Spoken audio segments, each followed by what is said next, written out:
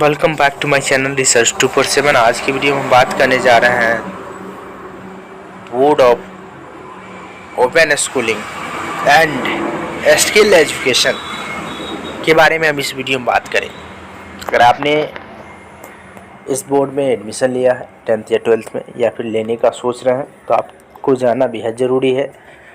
इनसे पहले मैं कहना चाहता हूं कि कुछ अहम बिंदुओं पे हम बात करेंगे जो आपको जानना बेहद ज़रूरी है। सबसे पहला बिंदु ये मेरा होने जा रहा है कि आप किसी भी बोर्ड में दाखिला लेना चाहते हैं, एडमिशन लेना चाहते हैं, तो इन बिंदुओं को आपको ध्यान में रखना है और इसके बाद ही आपको एडमिशन लेना है।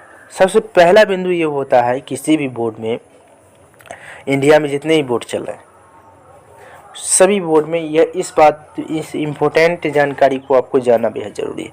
सबसे पहला नंबर पॉइंट ये रहता है, भारतीय विद्यालय शिक्षा बोर्ड मंडल जो दिल्ली में है इससे रिकॉग्नाइज होना चाहिए। उसकी पोर्टल वेबसाइट पर आप जिस बोर्ड में दाखिला लेना चाहते हैं उस बोर्ड का लिस्टिंग होना चाहिए। ठीक है, यानी ये समझ लें counselling of boards of school education of India से वह बोर्ड रिकॉग्नाइज होना चाहिए। ठीक है, पहला नंबर पॉइंट ये ज़रूरी है। जैसे हम बात करें दूसरे नंबर पॉइंट की ओर, दूसरे नंबर पॉइंट ये होता है एसोसिएशन ऑफ इंडिया यूनिवर्सिटी। जितने भी यूनिवर्सिटी होते हैं इंडिया में, जितने भी यूनिवर्सिटी हैं वह कहीं ना कहीं AIU से रिकॉग्नाइज रहती है। और जितने भी बोर्ड आप देख रहे हैं उसका संबंध जो है, उसका रिलेशन जो है वह AIU से होना कंपलसरी रहता है। एसोसिएशन ऑफ इंडिया यूनिवर्सिटी जो है वह किसी भी बोर्ड को, उससे अगर रिलेशन नहीं है तो फिर दिक्कत हो सकता है। लेकिन अगर हम बात करें बोर्ड्स ऑफ स्किल एजुकेशन यानी सिक्किम बोर्ड जो है, यह एसोसिएशन ऑफ इंडिया यूनिवर्सिटी से रिकॉग्नाइज है और नेशनल इंस्टीट्यूट ऑफ स्कूलिंग से भी रिकॉग्नाइज है, इग्नू से भी रिकॉग्नाइज है और सिक्किम स्टेट सरकार जो है उससे भी रिकॉग्नाइज है। कहीं ना कहीं एक कमियां, क्या यह बोर्ड जो है वह एक चीज़ से रिकॉग्नाइज नहीं है जिसके कारण लोग जो है इसे गलत नज़रिया से देखते हैं। भारतीय विद्यालय शिक्षा बोर्ड मंडल से यह बोर्ड रिकॉग्नाइज नहीं है, लेकिन बहुत जल्द जो लग रहा है सिचुएशन कि यह रिकॉग्नाइज हो जाएगी और जल्द से जल्द इस पे लोगों को भी ध्यान देना चाहिए। जब बोर्ड इतने नज़रिए से सही है, इतने तौर तरीके से जब एडमिशन यह बोर्ड सारी चीज़ से रिकॉग्नाइज ले चुकी है तो कहीं ना कहीं बोर्ड को भी जल्द से जल्द जो है सो CBSE से भी रिकॉग्नाइज लेना चाहिए। क्योंकि किसी एक कारणवश क्या हो रहा है कि सारे अभ्यर्थी, हज़ारों अभ्यर्थी इसमें बहुत ही चिंतित हैं और उन तक लगातार कन्फ्यूजन हो रहा है। तो मेरा आपसे एक संवाद ज़रूर है कि जब तक CBSE से रिकॉग्नाइज नहीं होता है यह बोर्ड, तब तक आप किसी भी डिफेंस लाइन में जाना चाहते हैं, किसी भी सरकारी दफ्तर में अगर आपको एडमिशन लेना है या फिर जॉब करना चाहते हैं, उसके लिए थोड़ा बाधा उत्पन्न हो सकता है।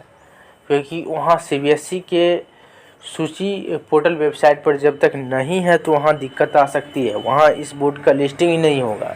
लेकिन अगर हम बात करें अगर कोई कह रहा है कि अब एकेडमी फर्जी है, तो फर्जी बिल्कुल भी नहीं है, क्योंकि इस एकेडमी को एसोसिएशन ऑफ इंडिया यूनिवर्सिटी भी मान्यता दे चुकी है, नेशनल इंस्टीट्यूट ऑफ स्कूलिंग भी मान्यता दे चुकी है, इग्नू भी मान्यता दे चुकी है और वहाँ के जो स्टेट सरकार है, सिक्किम के जो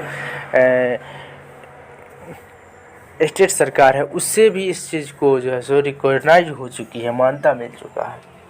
तो इस नज़रिया से हम अगर देखें कि अब फर्जी एकेडमी है तो फर्जी एकेडमी नहीं है। लेकिन अगर इस बोर्ड को भारतीय विद्यालय शिक्षा बोर्ड मंडल से अगर अप्रूवल मिल जाता है तो आप किसी भी सरकारी दफ्तर, डिफेंस एकेडमी, कहीं भी आप इस सर्टिफिकेट को यूज कर पाएंगे। अब देखना ये है इस बोर्ड को कब तक भारतीय विद्यालय शिक्षा बोर्ड मंडल से अप्रूवल मिलता है। और मैं आपसे यही एग्जेस्ट करूँगा, सलाह देना चाहता हूँ, मेरा संवाद है कि आप इस बोर्ड में अभी एडमिशन न लें, क्योंकि जब तक सीबीएसई की पोर्टल वेबसाइट पर इस बोर्ड का लिस्टिंग नहीं होगा तब तक आपके अंदर लगातार असमंजस की स्थिति बनती रहेगी। क्योंकि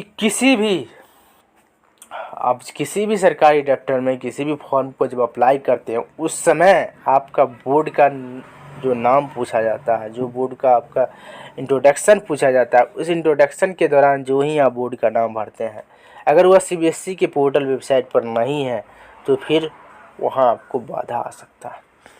सीबीएसई के पोर्टल वेबसाइट पर बोर्ड का लिस्टिंग होना ज़रूरी है, ठीक है।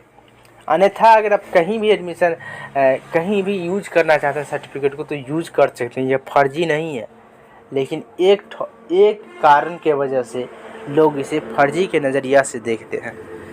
और कमेंट बॉक्स में आप अपना राय अवश्य लिखिएगा। यह बोर्ड फर्जी नहीं है, लेकिन एक कारण के वजह से आप सरकारी दफ्तर में अप्लाई नहीं कर सकते हैं।